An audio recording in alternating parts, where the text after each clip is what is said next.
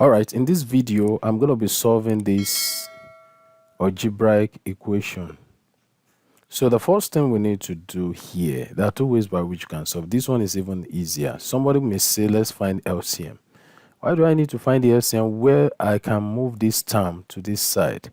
And this minus actually affect everything here.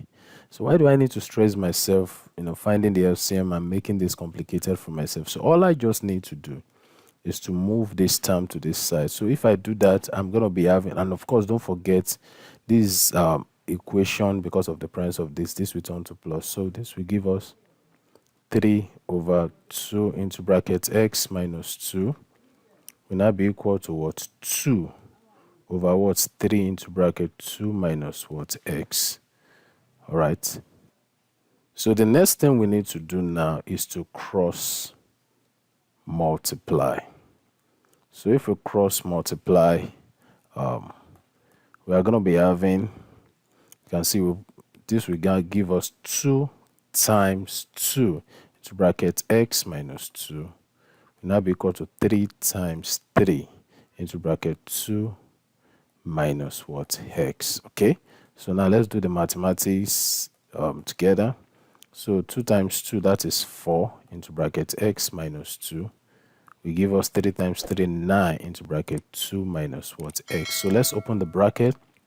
4 times x will give us 4x. 4 times minus 2, that will give us minus 8. Now be 9 times 2, that is 18. 9 times minus x, that is minus 9x. So the next thing is what? Collect like terms. So if we collect like terms, we are going to be having 4x minus 9 coming here will be plus 9x. Don't forget the logic. When a negative number crosses an equality sign, it turns to positive, and when a positive number does the same, it turns to negative. Will now be equal to 18 minus 8 coming here will now be plus what? 8. So with this understanding, we can therefore say 4x plus 9x will give us what? 13 what? X will now be what? 18 plus 8, that will give us what? 26. We divide through by the coefficient of x, which is what? 13 divided by 13. 13 cancel 13. So x will now give us 26 divided by 13. That will definitely give us what? 2. So what I'm trying to say now is that the value of x that will make the left-hand side of this equation to be equal to the right-hand side is what? 2.